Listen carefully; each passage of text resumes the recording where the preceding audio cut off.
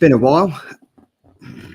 It's been at least, what, a week? A week. 1 week, 2 weeks. How are we? Good? I'm all right. I'm surviving. It's another Thursday. It's another Killer Comic Show. We're here. Yeah. The show is not cancelled, Nope. which is fantastic. And it's me and you. No Tom. Yeah. But just me Tom, and you. is Tom at training this week? I think he's not saving lives. He's otherwise engaged. I think. Don't tell his wife if he's otherwise engaged because they get in trouble. Again. Mum's the word. But how you been though, mate? Good? All good? I'm not too bad, mate. Yeah, surviving, getting on with things. I've got quite a few pickups, surprisingly enough. So I'm looking forward to diving into those and really looking forward to having a chat about these two comics that we're reviewing. Lovely. Yeah, I know that's been a talking point this week on Instagram. I think Peter's comment was, I've read both of them. One was amazing, the other one was dog shit. I think that's kind of what he said. So yeah, I can see where they got that from. Just wondering which one was which, but time will tell. But the chat is buzzing. We got the Poptimist in. Evening, Darren, mate. Yo, is this where the Thursday night entertainment is at? And then Andy was quick as a flash. I believe you're looking for Triple G's channel. I think he's the man has just gone over 1K subscribers with his fantastic videos that he keeps putting out. So well done to you, Peter, mate. Well done to you. Darren only wants to check in if he's dressed as Sonic, though. Sexy Sonic. We have Chris Bell, Ding Dong. Who else have we got in? We have Bat Dan Dixon. Good evening, mate. We've got Ed Vick. We've got the man at the moment, Mr. Triple G. And we have Stream Elements. Always on time, always running. There we go. So, yes, who else have we got in? Hold on, let's just play catch up here. Right, so we've got Mr. Benjamin, aka the Attention Seeking Geek. Evening, gentlemen. We'll need to catch up on the rewind tomorrow. Have a top show. Thank you very much. And we have Martin Simcox and YouTube, Heisenberg, Leon Russell. So, we are back. It's another Thursday night. Andy, take it away with your 65 minutes of perpetual pickups, please. Wait a minute, I like that. Perpetual pickups, I quite like that. I might use that. Cool. You can have that one free. First up is this Beauty, Dr. Von Doom.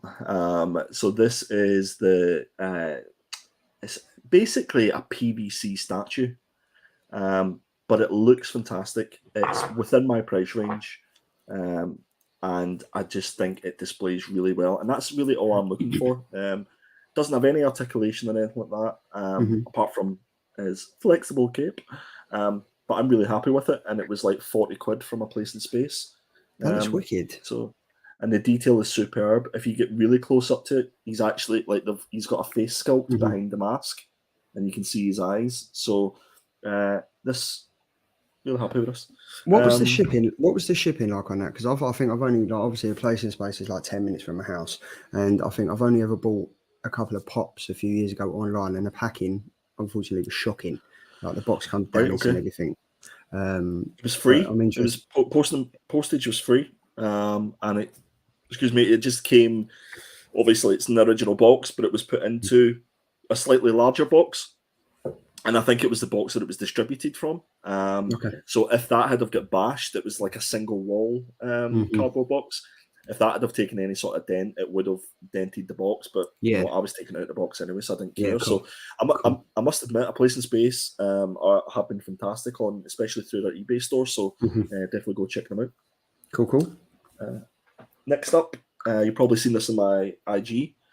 I picked up Batman 0 Year 21. This is a limited edition print from Sideshow. There was 300 of these made. This is signed by the man himself, Jock. Nice. And I got this through eBay. So apparently the person that was selling this won this through the Jock Facebook group. And I managed to pick up. Yeah, I managed to pick up I sold a few things on eBay, and I thought, you know what, I'll swap it for something that I actually really enjoy. And it came framed as well, so really happy with that. Nice. Some slabs. So I picked this up from our good friend Tim and Lucy from Hobgoblin's Hideaway. I don't remember, because I've showed this in IG, I don't know if I've actually shown it here, but This is Haha issue number 6. And have I showed this, Charlie? I've got deja vu. No, I don't think so. So this is signed by John Jang himself, and it's a 9.8 white pager from CBCS. So Nice. Tim and Lucy for facilitating that. Next up is another one from the Hobgoblin's Hideaway. This is something that I picked up for my daughter because she is named after the princess herself. So this is Star Wars Princess Leia, issue number 1. This is a 9.8 CBCS, and this is signed by Alex Ross. Is that going to go in her room or is it going to stay in yours? Oh, of course it will go in her room. Promise. No, it's her inheritance. That's the way I look at it. I got this from Sad Lemon Comics. Waited quite a while for this, to be honest with you. I think they had a few issues trying to get 9.8s. But this is Miles Morales, Spider-Man issue number 39. Oh, nice. This is the Ivan Tail. Ivan Tail. Yeah. Yep. So this is a Virgin variant cover. Again, 9.8 white pager, CGC this time. That's nice, that cover though. That's great. Yeah. Some comics that I picked up. So these just arrived today, again from A Place in Space. Now, they've done their first VOT sale, and I picked up Sonic the Hedgehog issue number 7. This is the SDCC convention exclusive.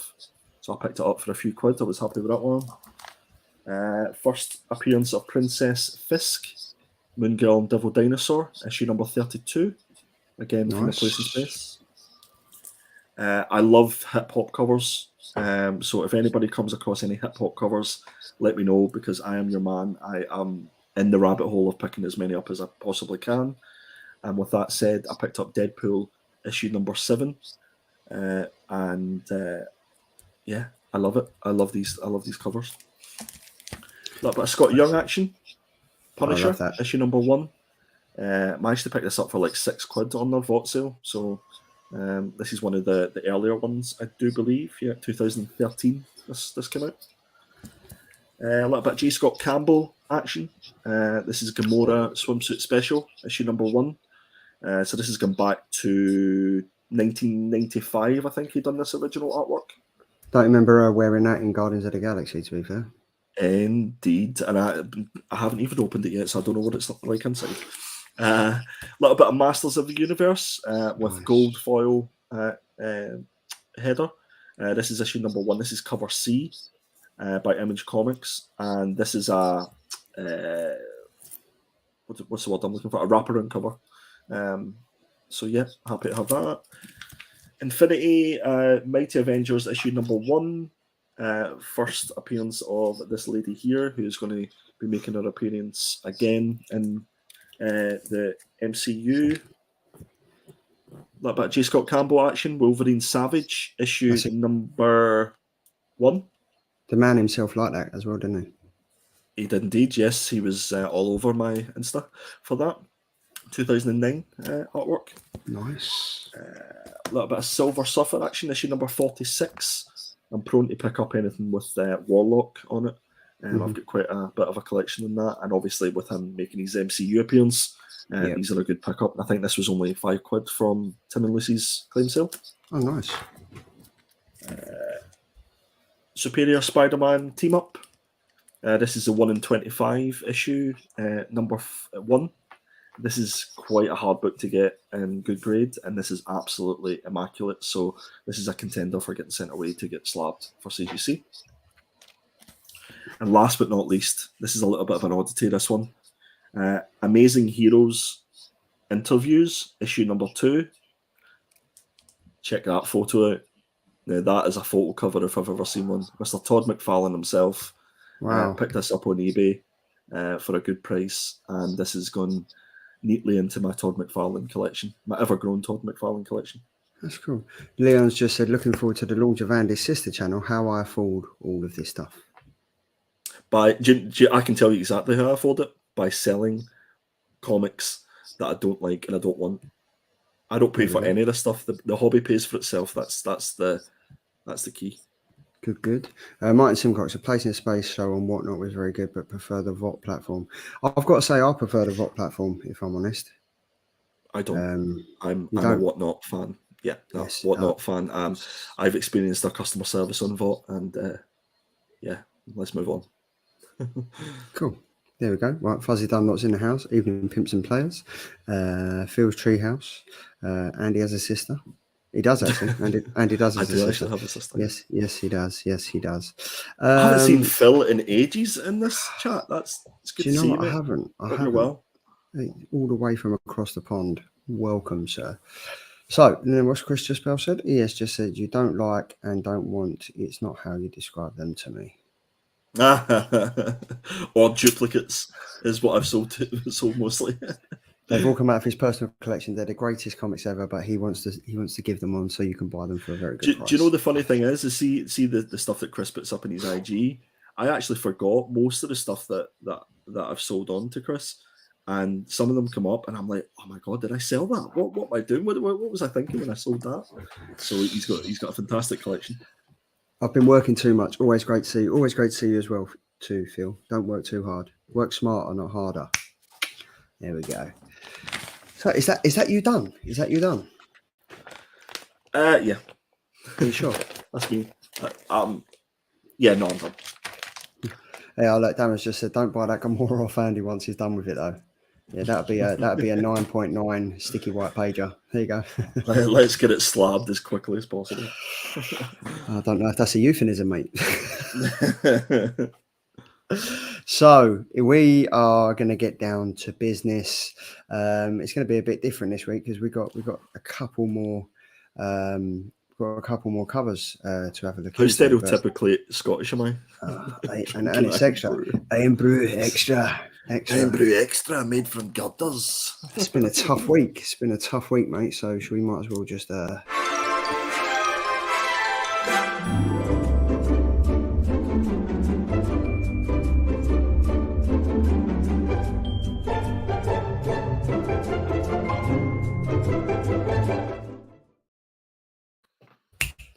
Boom. It's been a while since we did this. This is the killer covers for February 8th, which was New Comic Book Day yesterday. Are you up for this? You've been away. Me and you have been falling behind, mate, if I'm being honest. It was a close neck and neck last year. Tom went in a run, and then now he's kind of running away with it. Listen, I always say the best man wins, and Tom is having his day. This, I think, maybe it was like this week or last week. I can't remember. But the picks are getting really difficult at the moment because there isn't a huge amount out there that really captures. I think somebody, I think it might have been the Poptimist that said like a lot of the stuff is kind of a samey, and I totally agree with them. It's like once you've seen one, you've seen them all. So yeah, but so it's the killer covers for February 8th, which was yesterday. Up first. Yeah, up first is my pick. This is from DC. This is Batman issue number 132. This is by the fantastic Nathan Zerdy. What a cover! What a cover! This is variant B. So this, let me just picture this one. This actually comes in a foil version. So you can just imagine the background. Well, yeah, it comes back and the background absolutely popping on this. Nathan's obviously done quite a few of these tattoo covers. Yeah, but I love the perspective on this one. I think it's captured absolutely fantastically. The colours are great.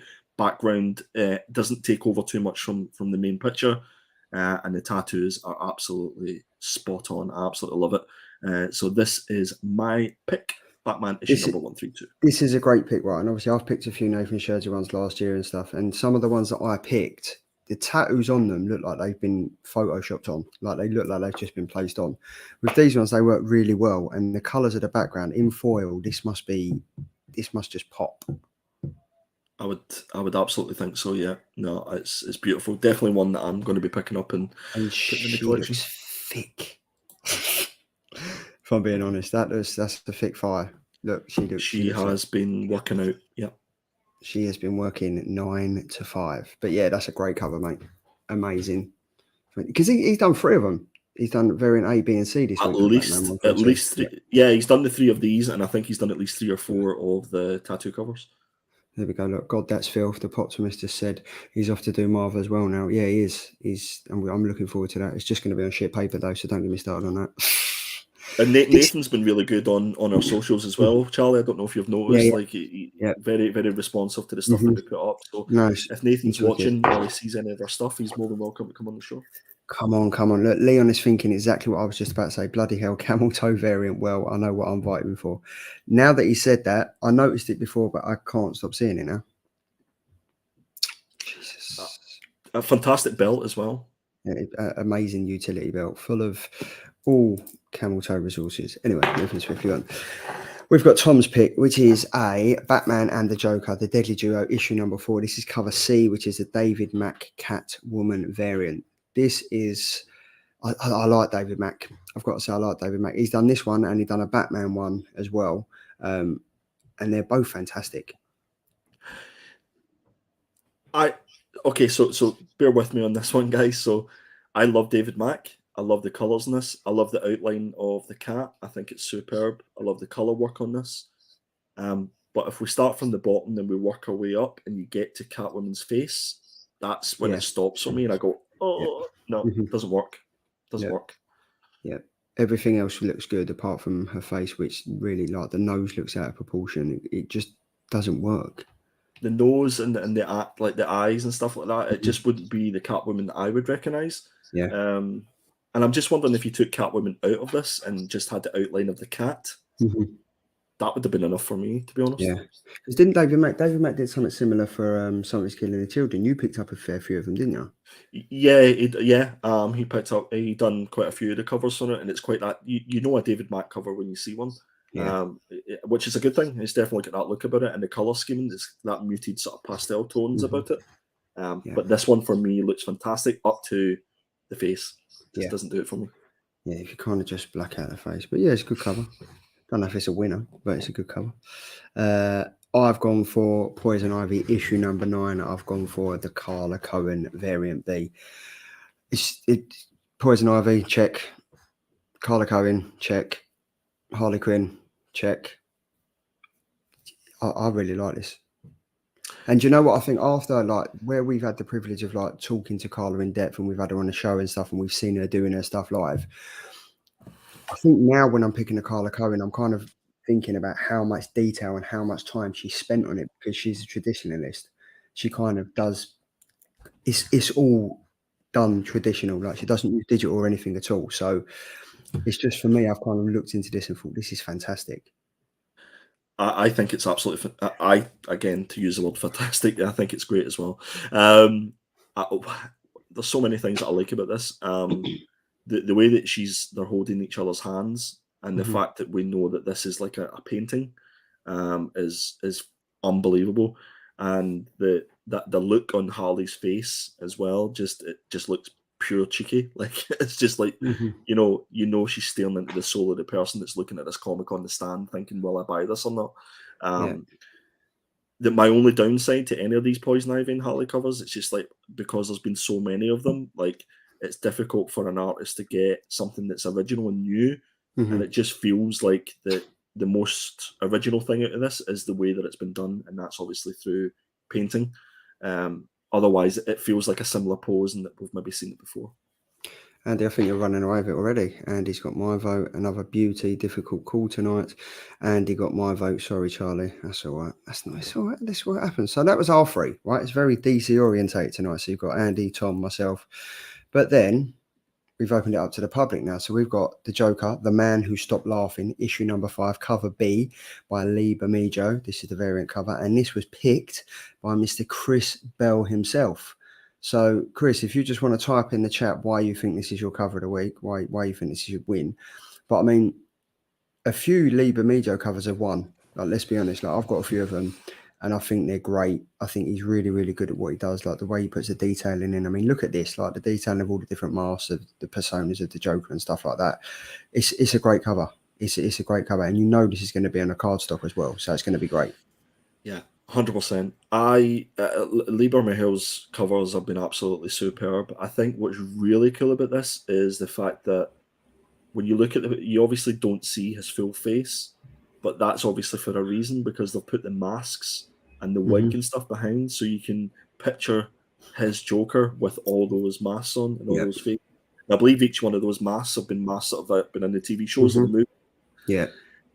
It's absolutely superb. It was in the running for my pick, but just because there's been so many of the Lee Bermejo covers, I thought I'd go with something a bit different. But this is a top pick by Chris, and thanks for sending it through.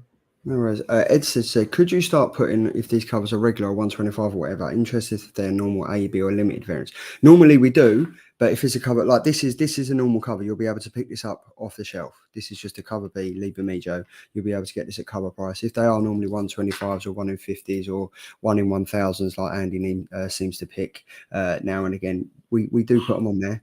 So, but yeah, we do that. I said to Chris, why is it the best cover? Can you comment? And he said, because it's the best cover this week. Okay. That's a good argument. Bat Dan Dixon is going for me, and Triple G is going for Chris tonight. Okay, so it's pretty evened at the moment. And then we have another entry. We've got The Joker, the Man Who Stopped Laughing, issue number 5, cover C by Clay Mann. This is the variant cover, and this was picked by the one and only Darren, aka the Poptimist. I like how simple this is, if I'm being honest. I think it's great.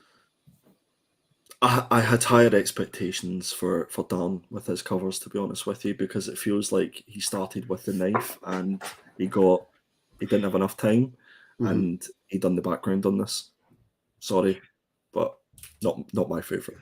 Well, you know, going back to like I think it was Darren saying that some of the covers are very samey, right? So it was the Harrower, the comic last week. I think I sent this on the group chat. It was the Harrower. The cover done by Inhyuk Lee, and it was the Last Ronin cover done by Inhyuk Lee. Them covers, I think you'll agree with me, Andy, were exactly the same. Exactly the same. And I literally went through it with a fine safe tooth-comb, and the backdrop is exactly the same. The only difference is that the Harrow is a bit bigger and it's in the forefront of the camera, but it's exactly the same cover. Now, I mean, they're not reinventing the wheel. They're just literally copying and pasting. It's hard to be original these days, I guess. I think probably everything's been done. Yeah. Like, I guess this is one of those ones where actually the more you look at it, the more you actually appreciate it. When you're actually looking at the detail and the reflection of the knife, because that's not an easy thing to do, I would imagine, is to get that reflection right and not to make it look as if it's an actual knife and not just a flat surface, if that makes sense. You know, it's still got the shine. It's nice. But I guess amongst the 5 we've done this, I love the fact that people are actually sending in their favourite covers. We should definitely do this all the time. Well, what I'm going to do, I'm going to let the community choose now. So the vote is live up on Instagram. And because you can only put 4 votes on the chat on YouTube, if Chris or Darren win, whoever of them win, I'll send them both some comics and stuff. So I'll send them both some stuff. Because I'm not going to be, we're not going to know who won, whether it was Chris or it was Darren. So if they win the vote this week, I'll send them some comics. So yeah, nice. But yeah, there we go. Look, Triple G said Harrow was a great read this week. Yeah, I really enjoyed it. I did think I thought it was great. 616 also doing a Virgin foil cover for the Poison Ivy variant. Absolute fire. There we go. Look, public choice each week, lads. You know it's the way forward. I think it might be. If there's anyone else in the chat that wants to get involved, pick your covers, send them through. We'll get them on the slides, and then you could potentially win something. Who knows? Or what we could do, Charlie, is between the 3 of us, we can pick what our killer comic pick is against 3 other public ones or viewer ones. Yeah, why not? Yeah, we can do that. That's an option as well. Let's get involved. So there we go. We've got Darren's choice, we've got Chris's choice, we've got my choice, Tom's choice, and we've got Andy's choice as well. So yeah, as I mentioned, the community live vote should be on the. Is it on the channel now? Is it not up yet? Yeah. Is it up? Yeah. Yeah. Oh, perfect. Cool. There we go. Right. So we are here to review 3 comics. Well, 2 comics. We put up 4. The 2 that got chosen were Bloodline, Daughter of Blade, issue number 1 from Marvel, and we had Breath of Shadows from IDW. Shadows from week number 5. Now, up first, Andy, take it away. First up is Breath of Shadows issue number 1 through IDW Publishing, and it's written by Rich Douek and art is by Alex Cormack. I had put this up on my Instagram as soon as I'd seen it, that I thought this was going to be an absolute banger because of this duo. Whenever I see Rich and Alex working together, it's something that I'm always going to pick up. Sea of Sorrows was a fantastic read. Road of Bones was an absolutely fantastic read. And I think we all get the pleasure of meeting Alex at Thought Bubble, where he was absolutely superb and done some commissions for some of you guys. So this was one that I was really looking forward to. And I think it's fair to say that it didn't disappoint, certainly from my perspective. First off, the artwork on the covers, it drew me in. I think Tom had mentioned that he didn't appreciate the second one, the one in the middle.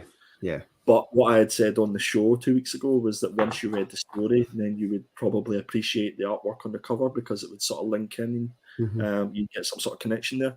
And that's how I felt about it. I thought it was absolutely fantastic. So we've got the main cover by Alex.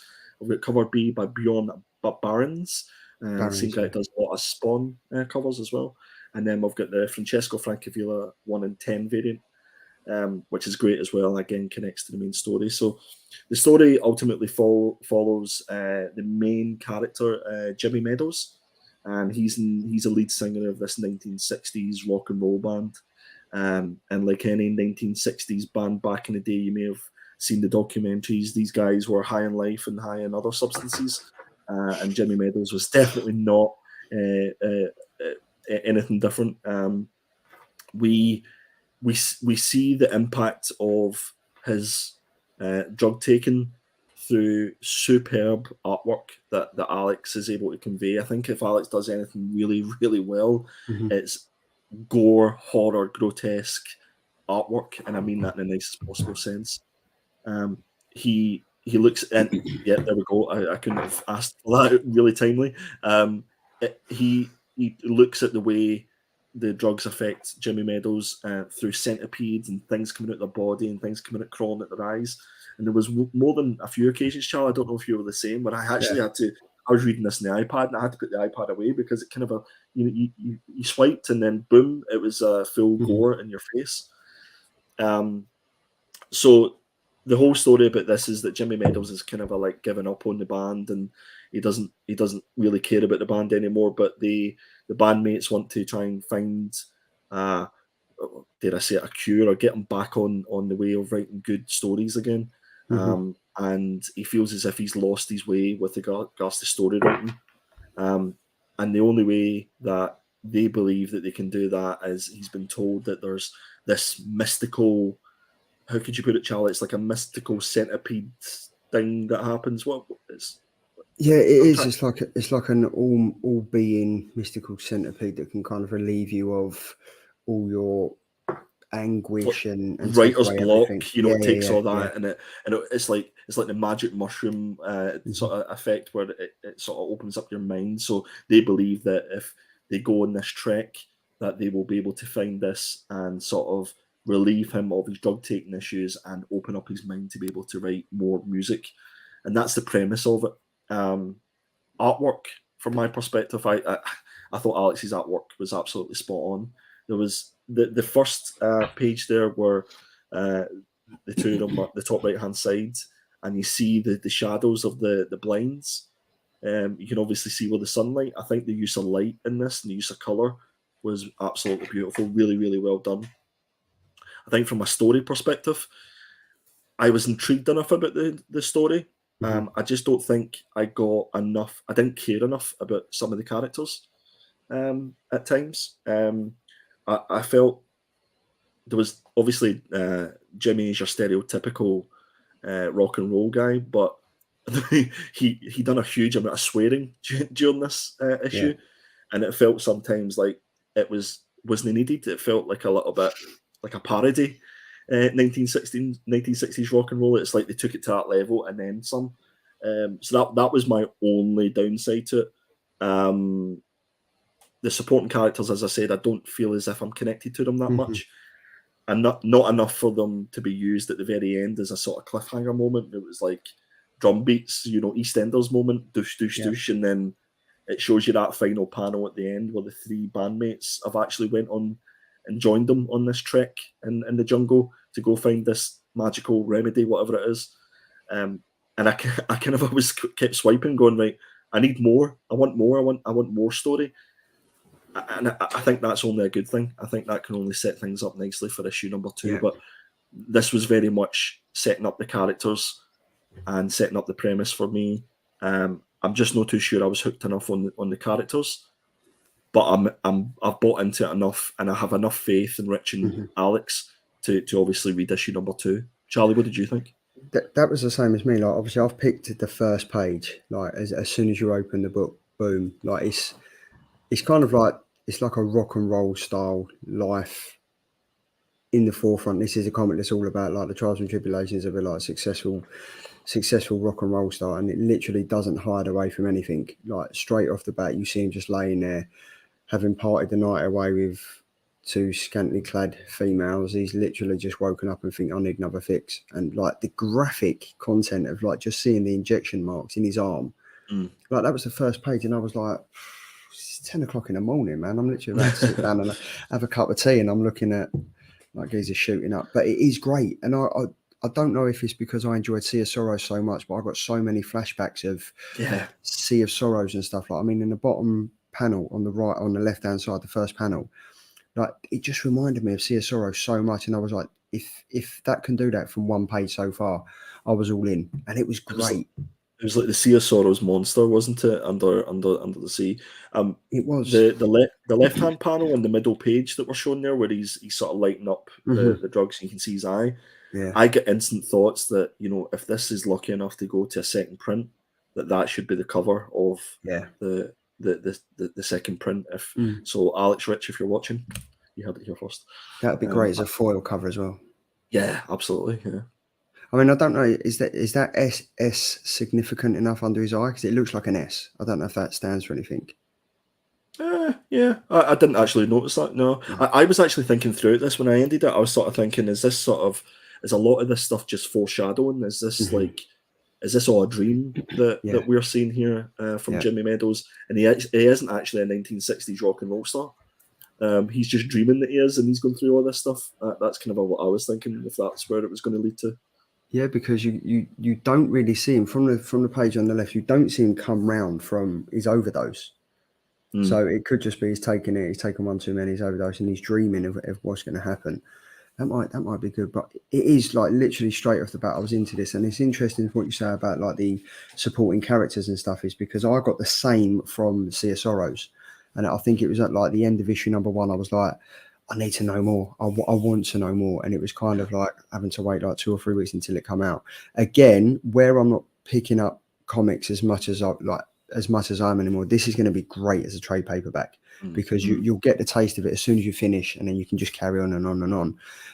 It might just have been me because I'm watching the Velma TV show, but I think 2 of the characters in there, one's dressed as Fred and one is dressed as Velma.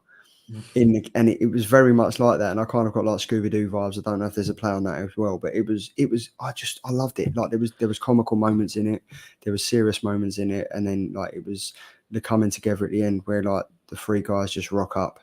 It was very much like the Rolling Stones meets the Beatles meets Scooby-Doo. It was like the magical mystery tour, wasn't it? That's effectively what they're going on, is that magical mystery to go find this, you know, everlasting cure. I think Triple G put it well. There's like superb book, great art, and a cast of thoroughly unlikable characters. I can't wait to watch them all die. And the more, you know, when you think about that, he's absolutely right. Like there's nothing, and I don't know if that's maybe what I was feeling, that I didn't have a connection to any of these. Maybe it's just that I didn't like any of them, and it had nothing to do with the fact that I didn't feel connected to them. But yeah, you can just see them come to an absolutely horrible end, and if Alex has got anything to do with it, it will be visually stunning. There was one panel where this bird in the comic is literally, there's a close up of her and the size of her beak. I was like, mate, look at the size of her hooter. It was huge.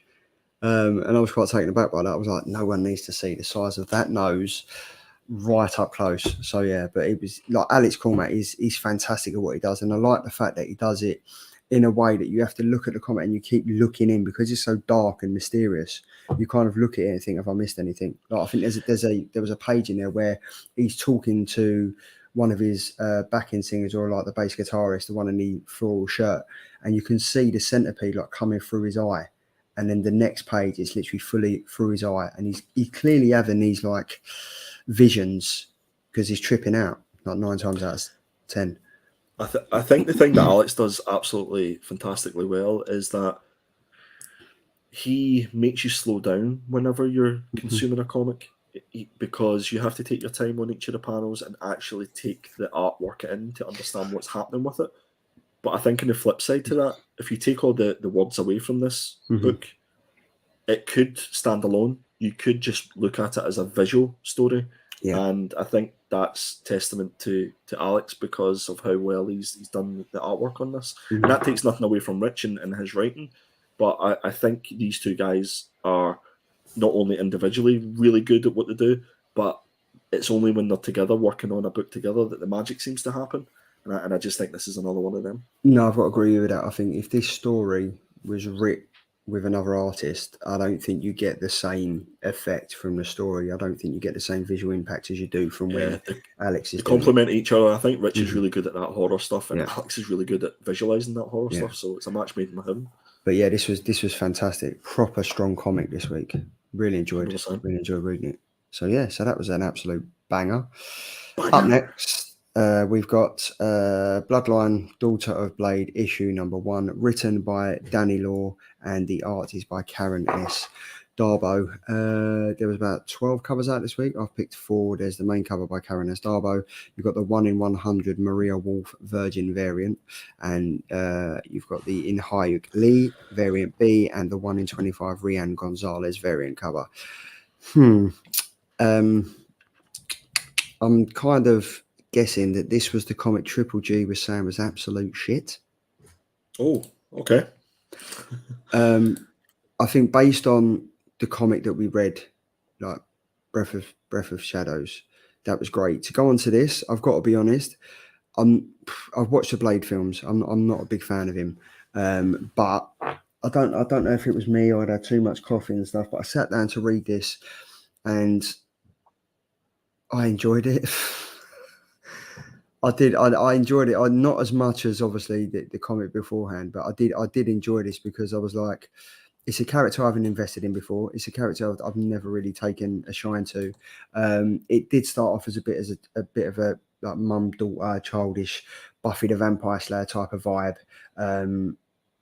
Dad's clearly not in the picture and stuff, but it's one of them comics where now I've read it, I kind of just want to see what happens in the next issue.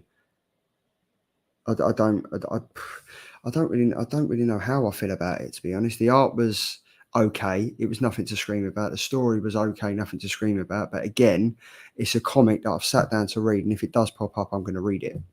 But it's not. I'm not going to be as invested as I was with like Breath of Shadows and stuff like that. It was quite like this for me. It felt like a boombox type of comic. Right. You know, like that type of 15 to 16-year-old kind of vibe. They've got their market for this story and they're going to go with it. I mean, it's Marvel. They're just rehashing shit after shit after shit. So, if I remember rightly, Free Comic Book Day was a Free Comic Book Day when we first sort of heard about his daughter and the fact that she was going to be getting like her own book and stuff like that. Yeah. I think whenever I was really looking forward to reading this. And I felt like there was a bit of a disconnect. It kind of jumped about too much for me. And I think maybe the writer assumed that we would fill in the gaps. And I think that's a real risky thing to do when you're writing a comic, that people have the energy or inclination to fill in those gaps, because I didn't, and it lost me somewhat. I think some of the dialogue was kind of a little bit cheesy at times. It had that sort of kind of like teen angst TV show feel about it. And I guess going from Breath of Shadows to this, again, we do it all the time where we contrast and compare and look at what's better and don't look at it as it stands on its own merit. But for me, this had lots of potential, and because I love the character, and I just didn't understand why he was like a dad who had like left his kid Disappeared, yeah. and stuff like that. They didn't really explain. Maybe they'll explain that in issue number 2. Yeah. But I instantly took a dislike, going, well, why is he just went away and left his kid? Yeah. Is he an arse or Because what's her mum turns around and has been like, yeah, well, she's like, will he come and watch my baseball game? She's like, yeah, if he knows what's good for him. So that, like, I already kind of had my back up thinking, well, there's bad blood between them. Excuse the pun, but yeah, but there is like, and it was just like, well, there was no backstory to it. We've literally just thrown into a story of a mother and daughter getting on with their life and then fighting vampires, and then she kind of coming of age realizes that she's got all these powers and she can deal with them. And yeah, but all of a sudden she had these powers. Yeah. Like she went from swinging a baseball bat and breaking a bat to swinging it with her mum and fighting these vampires or whatever they were. Swinging with her mum. Well, yeah, well, that's a different comic. Do you know when you say something, you try to bring it back in, you're like, no, it's away now, sorry. Clip that. But look, there was some positives about this. I think the colour work on the book, especially in that page on the right-hand side, definitely gave me vampire vibes. It had that sort of, feel about it. I think the artwork, it wasn't to my taste, but like you said, I can imagine a certain age group enjoying this, and I think if they have maybe of sort of put this towards maybe a kids comic, and maybe toned down some of the violence and stuff like that, then I think it would have worked really, really well. Am I intrigued enough to look at issue number 2? Like, unless it was picked as the pick of the week, then probably wouldn't. But I think it's probably going to be one of those ones that in the second issue, you'll obviously get the main character like really showing their prowess and stuff like that. But again, you've got to catch the reader on the first issue, and unfortunately for me, this just didn't happen with this one. Well, I think it's the same what Pete said, just didn't throw for me. Art wasn't very good. Perhaps I didn't like it as I like Blade, but I have no connection to his daughter. Like I have no connection to his daughter. Like, as I said, I'm not really a Blade fan, but I know of Blade. I know about Blade. His daughter, she could be Jane Doe. I literally have no idea. But is it the whole reason? The whole reason I was looking forward to this was because of Blade.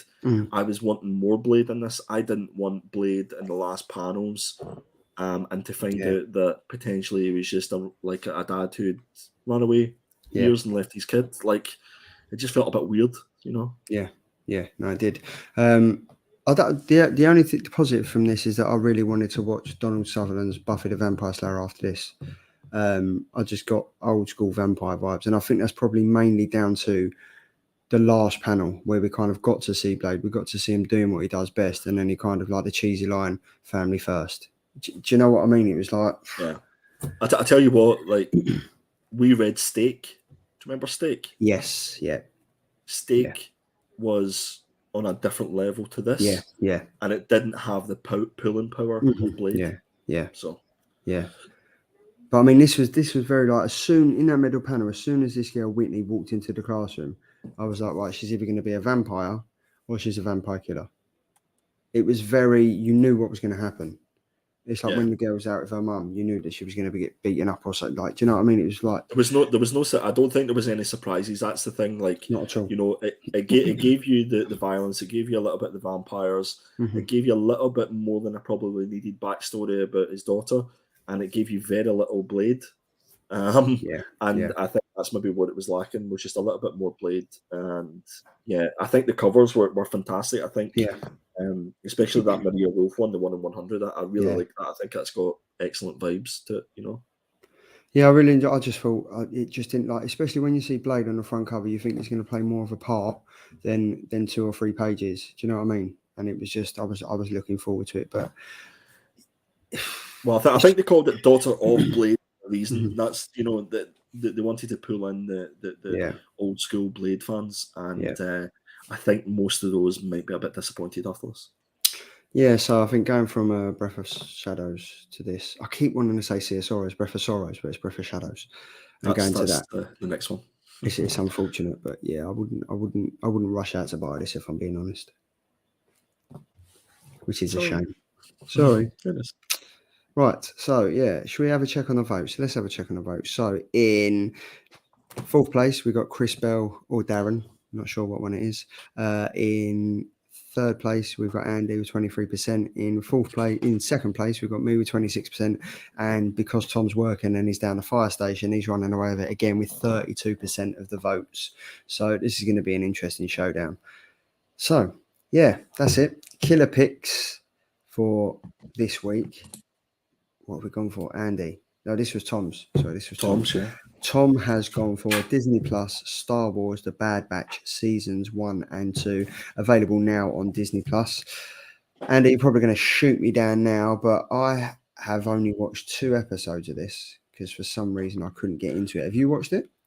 I haven't watched it all. I think I've watched maybe four episodes, maybe 5 episodes. I'll watch it at some point. It's not really high up in my priorities, but it is a good watch, and I think it's the little female character. What's her name again? I can't remember what her name is. She's really good on it, and obviously the Bad Batch are awesome. Yeah. I mean, I know Ben watches this. Like Ben's very much loves this, and he kind of put me onto it, and I was like, "Oh, right, let me have a watch." I weren't that fussed by it, and I think like what the Popsmith said, I watched the first couple, but wasn't fussed by it. Like, I think I was expecting more of a Clone Wars type vibe. Like, if you want to watch anything, sit and watch all the seasons of Clone Wars. That's Star Wars for me. So, but yeah, I'll get to see this at some point. This kind of I felt as if it was just kind of dare I say it, like all Disney things, was just manufactured to sell a few toys. But I mean, I would like to sit down and watch it if I'm not doing anything on the weekend. I'd sit down and watch it because I want to find out for myself if it's bad or good. But I mean, I've heard mixed reviews. Like I've heard it's good, I've heard it's bad. So I think maybe Disney Plus. I mean, I pay enough for it every year, so I might as well just sit down and watch some of the shows they have on it. Indeed, why not? So that was Tom's pick. Your pick, what not? Oh yeah. So I picked. So this is my indie pick, which will be released next week, February the 15th. This is Liquid Kill issue number 1. This has been published through Whatnot Publishing, and this is written by Max Hoven and Aaron Crow, and artwork is by Gabriel Limazak. So Liquid Kill follows sadist slaughtering vigilantes. You know what I like. As they encounter pure evil in a blood-soaked cyberpunk future. Sold. For the staff and clientele of a mysterious island hotel, it's just another night of luxury and vice until members of Liquid Kill, a notoriously violent all-female militia, lay siege, demanding compliance or death as they gather intelligence. The adrenaline quickly floods the halls as the team eliminates all threats with ease in their search for their kidnapped leader. This is until something is unleashed, something hungry. If there's anyone prepared for the evils on the island, it's their fearless killers. But when the undaunted began to falter, their foe must be truly monstrous. I like that. I need to make the writing bigger on that because my old ass eyes could hardly read that.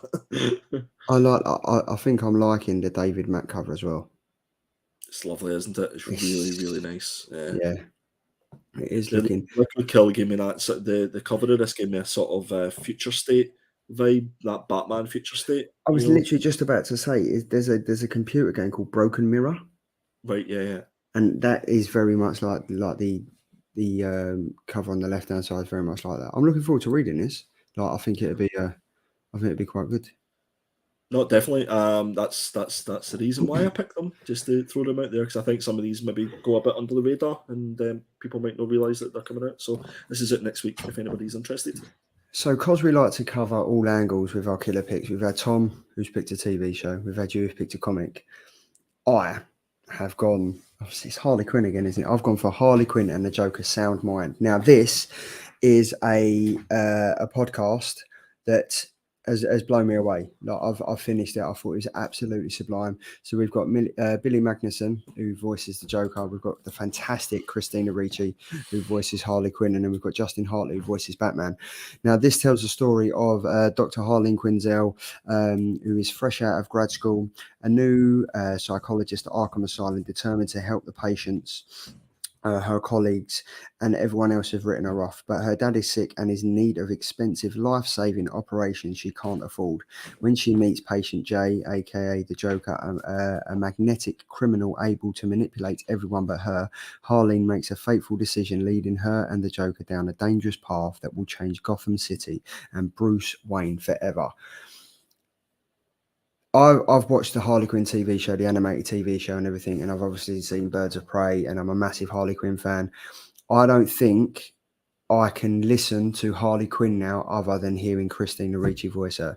This is amazing. Like, I'm a massive fan of podcasts. I listen to one regularly every single week. This came out last week. Within a day, I blitzed it, finished. Fantastic. Absolutely loving this. I don't have Spotify. Can you listen to it if you don't have Spotify? Yeah, I think so. Yeah. Nice. I don't know if I would struggle with this because I've got really bad attention span.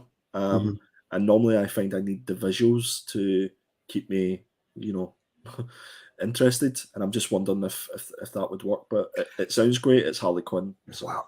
I've got you covered, mate. So if you can't get into this, then you should probably pick up this. Oh, I've got that. Yeah. Harleen, right? This is like this cover. Obviously, it's got the aesthetic.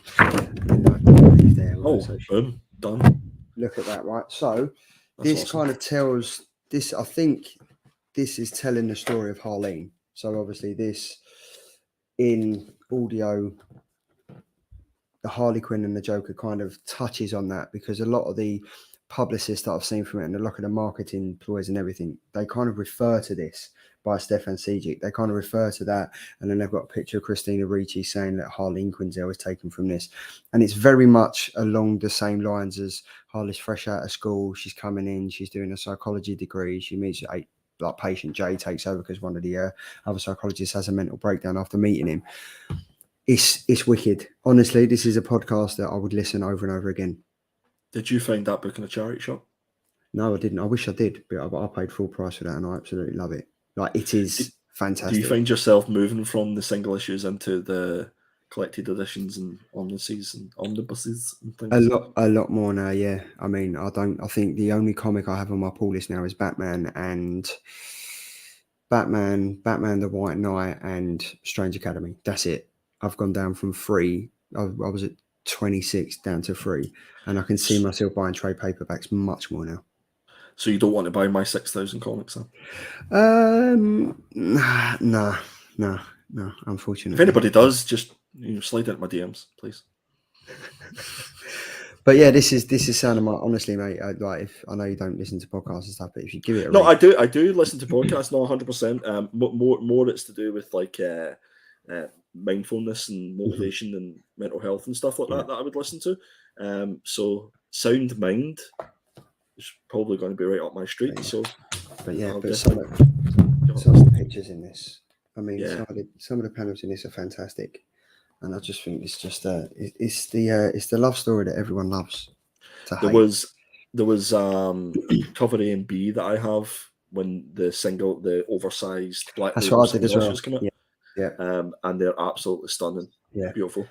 That's what I did. I picked up the single issues, like the big magazine ones, and then I got that from Place in Space a few years ago. Phil was saying that he went from 60 on his pull list to 12. Wow, that's good going. I think at the minute I have 9, and 8 of them are Star Wars titles, and I'm just waiting for the arcs to finish, which I think are due at the end of February, start of March, and then that's me. I'm literally stopping the Star Wars and selling some of the collection and trying to just downsize, I think, is the key issue. Yeah.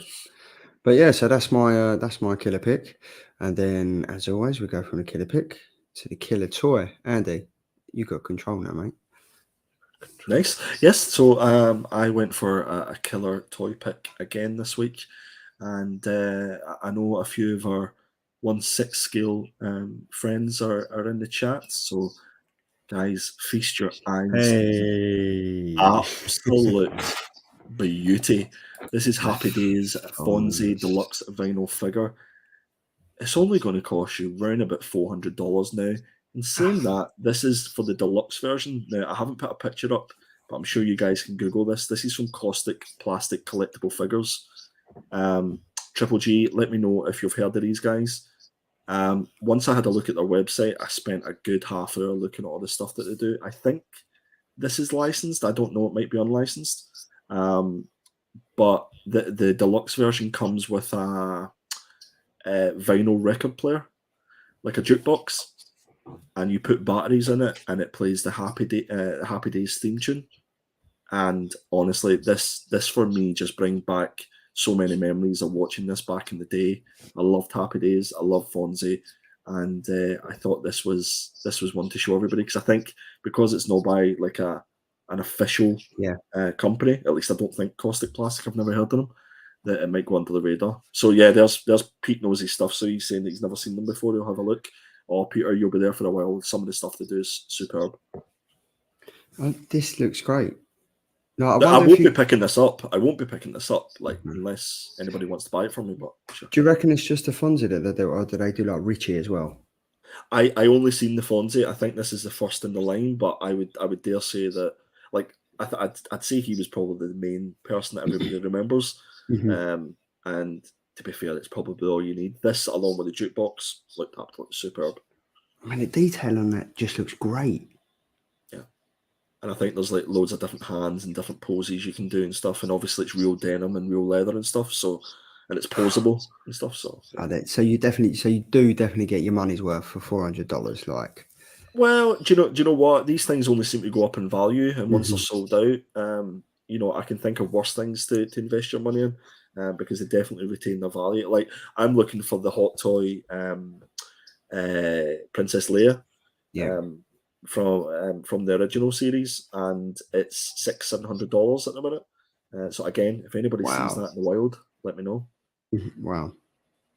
Okay, that's a lot.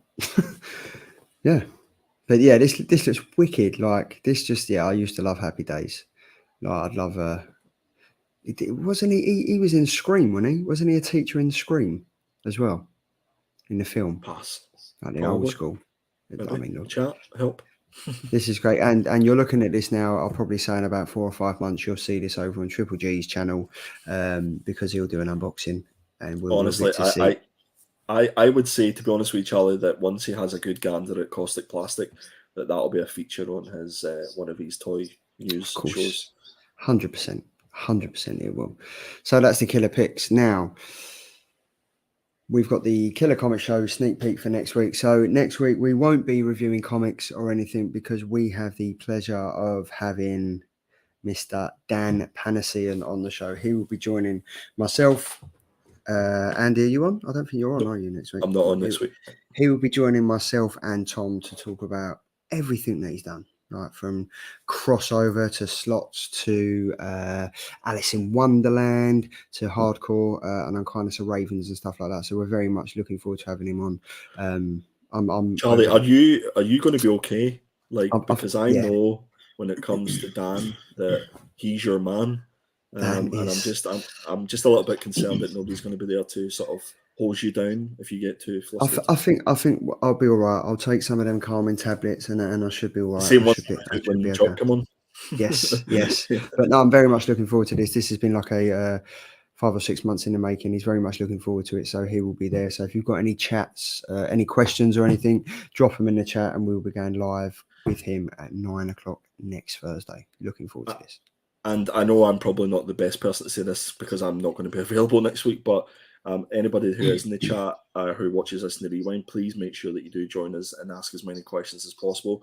Please, for next week, just ask a friend to join the show and watch as well, because it would be really good to show some support for Dan, because I think this is the first podcast or first show that he's been on in quite a long time. So I think he's really looking forward to it. And it would just be nice to show him that the UK comic community you know, is here and kicking. I mean, I'm probably going to waste like 40 minutes of him just talking about Alice Ever After. But I'm looking forward to having him on. So yeah, we've got like a promo video that we're going out early next week. So if anyone wants to share that, just drop me in my DMs and I'll send it to you. And you can cast it all over YouTube and Instagram. But yeah, we're getting back into the interviewing the creators and stuff like that. And what a fantastic way to start off with Dan the Man Panaceum. So yeah, next week, 9 o'clock. So are we doing a topic table? What would you like to talk on the topic table? Is there anything we can talk about on the topic table? Do you have anything that I completely forgot about the topic table? Guys in the chat, is there anything in the topic that you'd like to talk for the topic table? I mean, last week we started our side hustle of Prime and how not to sell it and how not to drink it. But I mean, we got anything for the topic table, or we can just leave it clean. There is the DC news, the movies that are going to be made by DC. Do you remember? Yeah. I mean, I spoke to someone about this DC, and they was like, "Oh my god, like I haven't watched DC in ages," and I've just like started to watch it again, and they've got rid of everyone. I honestly think I'm okay with it. I'm looking for, like, I was a massive fan of Smallville, so I'm kind of looking forward to like Spike, Superman's younger days, and Wonder Woman and stuff like that. I think it's exciting times, and I definitely think they're now chasing on the heels. They're hot on the heels of Marvel, because what is it? Marvel's going into phase 4 or phase 5? Phase 4, yeah, phase 4. Phase 4, and yeah, I mean, DC have always been second best when it comes to the movies, but I'm definitely thinking this is going to be the year of DC. Now, that's a bit harsh. Dancing here, a load of obscure bilge. Now, Guardians of the Galaxy, Dan, was as obscure as you could get. Iron Man was as obscure as you could get before it came out. So I would say that if anybody's going to make these properties work, it's going to be James Gunn, because the thing that he does really well is get unknown characters and make you love them. Rocket Raccoon, Groot, these these types of characters. So I think from my perspective, I'm kind of really looking forward to just seeing what they can do with these characters. Like, it's going to be nice. It's not going to be just Batman and Wonder Woman and the usual cohort, that they're actually bringing in a bit of a multiverse, which is quite strange, because by the time these all come out, the MCU will have moved from the multiverse most likely with Secret Wars and went down to just one universe, and DC going in the opposite direction. So hopefully this will be an absolute, the Authority as well. I mean, like, who would have thought that they would have brought the Authority out? I mean, those comics were next to nothing. Like, people couldn't give them away, and now they're going absolutely through the roof. Booster Gold, like, if you don't know who Booster Gold is, go check out some of his comics. And I think, if anything, like, seeing this news will get people who don't know these properties and don't know them to go check out the comics and give them a read. So if that's the only thing it does, then I'm all for it. Do you know what I liked about it? There was a comic that came out a few years ago, and it was really like deep on the mental health, which was great. It was called Heroes in Crisis. Oh yeah, and it was fantastic. And there was some Z-list superheroes in there, like Booster Gold and stuff like that. But I was looking through it the other day, and a lot of them characters are going to be pushed to the forefront now. So you're going to be seeing a lot more of them.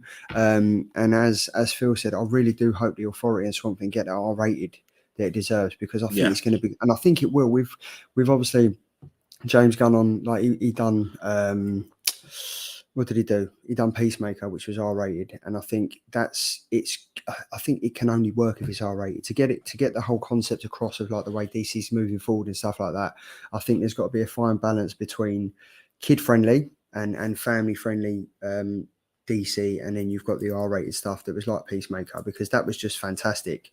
And I think there's going to be a lot more of that. And I think, there's definitely a window open, and Marvel, I think Marvel's done, if I'm being honest, in comics. And obviously there's always going to be a market for it, so saying Marvel done is pretty harsh, but I think it's moving so fast forward now that Marvel are just doing the same stuff. They literally just don't seem to be doing anything new, whereas DC is exciting times to see what they're going to be putting out. I think for Marvel, all roads lead to the new Avengers team, yeah. and I think it's the young characters that they're investing in. So I think what will probably happen in the next couple of phases is that we'll look back to now when we were sort of questioning Marvel and going, oh, they had a plan in place, and I think ultimately that's what they do have is a plan as it goes to the comics and stuff like that. Yeah, I mean, I'm still there's maybe I could count them in one hand the amount of decent reads that I've had, especially new stuff. So it's interesting that James Gunn's jumped into DC and he's going to set things alight, and hopefully it works. I mean, let's be honest, it's going to be different at the very least. And if we get anything on the sort of vibes of, I think if we do a mixture of Peacemaker and The Boys, I know it's two different entities, but I think if you get that mix, something in the middle of that with the humour of Guardians of the Galaxy, I think you've got a hit. Yeah, no, definitely. I definitely think it's going to be and as Darren said, Marvel stuff has been crap lately. Endgame seems to be exactly that. That's it. I think that was it. Done. But I mean, I've still got quite a few movies to catch up on, so I might change my tune in a couple of weeks. But DC's exciting. Do you remember watching Endgame and like not appreciating how good it was at that particular point, like how good we all had it as? And I guess we're just so spoiled at the minute with movies, TV shows, and stuff like that. Because it wasn't so long ago before we had Iron Man movie that we didn't have the joy of all these TV shows and all the media that we have of it. So, but that moment in Endgame, was just superb, and the Thanos click and stuff like that. It's like we'll always remember that as geeks. That's the things that will never go away. And I am quite interested to see Kang, because a lot of people have said that the way that Kang is portrayed in Quantumania, he literally makes Thanos look like there's like he just makes Thanos look like nothing. So I'm interested. Like, there's always going to be that bit in Marvel that kind of gets you back in.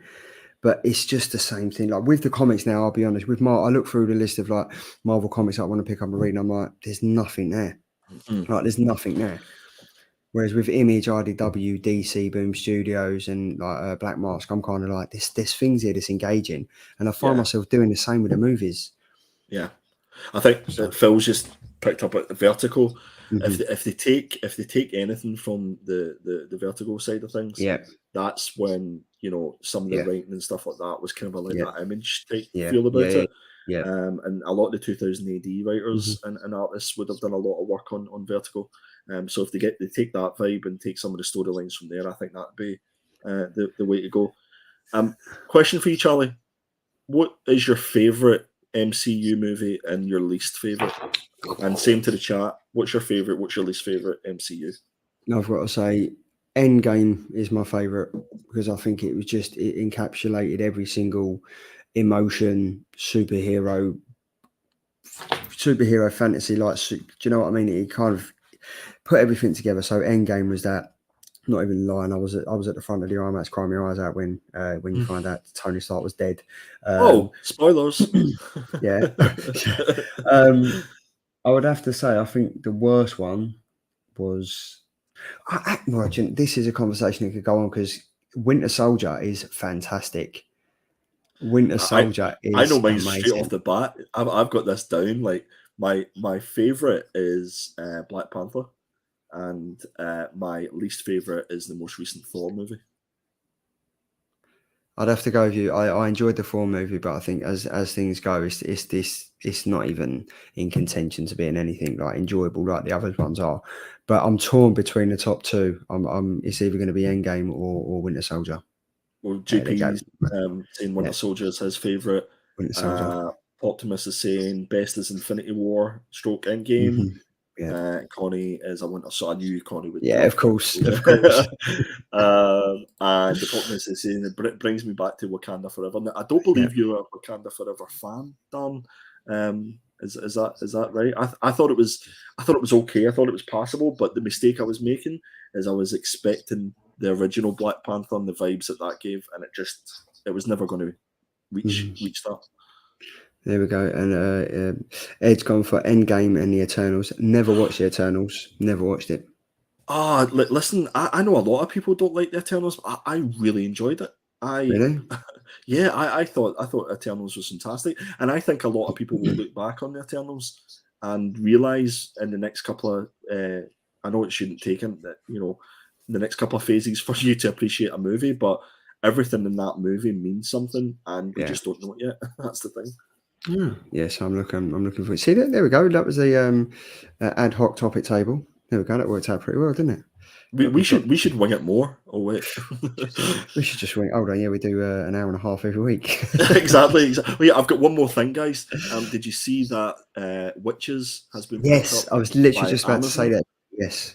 So there's going to be an Amazon TV show for the series by Scott Snyder and Jock called Witches, and I would strongly suggest that you try and pick it up and go give it a read. It is superb. It's fantastic. There's at least 1 or 2 one-shots that accompanied it as well, and apparently there's a new Witches comic that's coming out just before the TV show. So I was absolutely delighted to hear that news. Obviously, been a Jock fan, but also been a fan of Witches. It's been since I think 1995. No, 2000 and when did Witches come out? 2005 was it? I think it was 2005. I think Jock posted it today. Yeah. So it's been a long time in the making. So yeah, he posted. But hold on, let me just tell you, actually, going to get me going. It was that doesn't help at all. No, it doesn't. No, it's no. Anyway, something the chat can tell us. Yeah. Exciting. 2014. Yes. 2014 it was. There we go. 2014. Bloody hell, 8 years ago. Exciting. So yes, so that's that. You can check us all out on Instagram. Myself over at Geeky Guy Comics _, and then you've got Twitter at Geeky Guy Comics. And then Tom has Andy. I'll leave you. Sorry, I was going to do Tom, and then you do Lost. Yeah, no worries. So yeah, you can find me on Instagram at perpetual.comics. I've been a lot more active on Instagram recently, so please let me know what you think of some of my top cover picks and my indie picks and so on and so forth. And you can also find me on Twitter at Perpetual Comics. We also have the Killer Comics Show Instagram as well, and you can find us at The Killer Comics Show. And on Twitter, you can find us at Killer Comic Show. We don't have a huge amount of followers on Instagram and on our old Twitter, so if you've not already followed us on there, we'd really appreciate if you can go and do that and give us a little bit of a retweet and all that good stuff. We would appreciate it. We get quite a lot of retweets from like the creators and stuff like that, which is quite good. So yeah, no, it's super. Yeah, especially on Twitter, that seems to be the place where, you know. But yeah, I sent you guys a message the other day when J. Scott Campbell had liked my thing. I did have a little bit of moment. We actually had a good week. We had J. Scott Campbell, we had Ivan Teo, we had Nathan Scherzi. We did. We had Rich and Alex doing the retweeting the stuff. Yeah. We had IDW Publishing retweeting our stuff. So it's nice for only having 150 followers. We seem to be making a little bit of a wave. Indeed we do. So, and also you can follow Tom at, I think he's at Not Quite Min, and he's also got tommailing.pt as well, because he's starting his TMT training as well. So yeah, looking forward to that. Then we've got the podcast every Friday on Spotify, Deezer and iTunes for your audio pleasure. If you don't want to sit here for an hour and a half and listen and watch us, you can just whack us on while you're doing the cleaning or having your breakfast or going out for your mid-morning run. Why not just listen to us why not? No? Nice. And then we've also got our unofficial sponsor of the show, Tim and Lucy from the Hobgoblins Hideaway. We've got the website, they've got the Facebook group, they've got the Instagram, and they've got VOT. And they've also got Whatnot. I was going to go Whatnot then. Whatnot, yeah. Whatnot spot. It was a Whatnot, brother. But yeah, they're killing it at the moment. Absolutely fantastic. A massive shout out to Lucy for having her birthday yesterday. Why not? Happy birthday. Great stuff. Before we get on to the last slide, let's just check the votes. Let's end the vote now. So we've got Darren and Chris in fourth position with 17% of the votes. You've got myself in third position with 22% of the votes. You've got Tom in second position with 28% of the votes.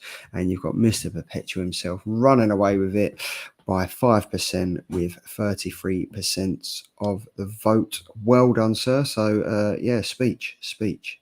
Sympathy vote, I think that was. I think Dan and Chris should definitely run away with this one. But I think the reason they didn't is because we don't have any room on our scoreboard. Yeah, that's the only thing. So as you can see, Tom is running away with it 3 at the moment. Andy's now got 1, and I am still lapping up behind. But it's. Oh, I just thought of something else. Sorry, jump in. It just came into my head there. Are you going to talk about Chapter 4, digital? Yes, I was. Yes, go on. I'll leave mine to the end. Chapter 4 digital. Obviously, they've got a Kickstarter going. So digital fans. Always in this chat, always welcome on the show and stuff. Rich and the guys, fantastic comic, heart-wrenching. Issues number 1 and 2. Number 3 was fantastic. If you haven't read it already, head over to their website, head over to Facebook group, head over to Rich, drop him a DM. He will drop you the link. Fantastic comics. Make sure you get them the Kickstarter and get them the publications that they deserve and need. So yes, massive shout out. The feedback for specifically issue number 3, I think, has been superb. Yeah. I'd highly recommend everybody to go and give it a read. I think people who have sat down and read 1, 2, and 3 have really enjoyed it. I think I've been pleasantly surprised because I don't think many people expect it from a Kickstarter book. Yeah. And issue 4 is going to be superb, and I would imagine at some point we'll have the guys on. Yep. Yeah, boy. What was you going to say? No, I was just going to recommend that if you have nothing to do in the next hour, that you go and check out Redster's Whatnot show at 11:15 tonight on Whatnot. So I've Redster's is a great guy. His name's Liam, and I bought a few comics from him, and the service has been absolutely superb. And I think he's trying to get up to a certain amount of followers and whatnot. So. If you can go and jump in there, tell them that Killer Comic Show sent you, that would be much appreciated. Perfect. Nice one. Well, it's been a fantastic show. Thanks to everyone in the chat for joining. Thanks to everyone that got involved with the killer covers and stuff like that. Obviously, next week we have Dan Panacea on the show, so we won't be doing the killer covers. But the week after, I will be expecting all of you to DM us with your killer covers of the week. And we'll see how we can do it and get everyone in and get a proper voting system. Because obviously, YouTube, you can only do 4. So I do apologise, Darren and Chris, but unfortunately, just weren't up to the scratch this week. But it's not the winning that counts; it's the taking part. So thank you very much for joining, everyone. Andy, have you got anything else? Stay safe, stay sexy, and be kind. And call these vets because these swans are sick. Check it out, guys. Happy Thursday. Have a great weekend. Enjoy what you're doing. Enjoy what you're reading. Oh, and also we've got the top 10 killer comics coming out on a Monday. So, yeah, make sure you listen to my dulcet tones there. Chris Bell seems to think it's too professional, but... You hang up. No, you hang up. No, you hang up. You hang up. No, you hang up. You hang up. Bye, guys. I'm hanging up. See ya.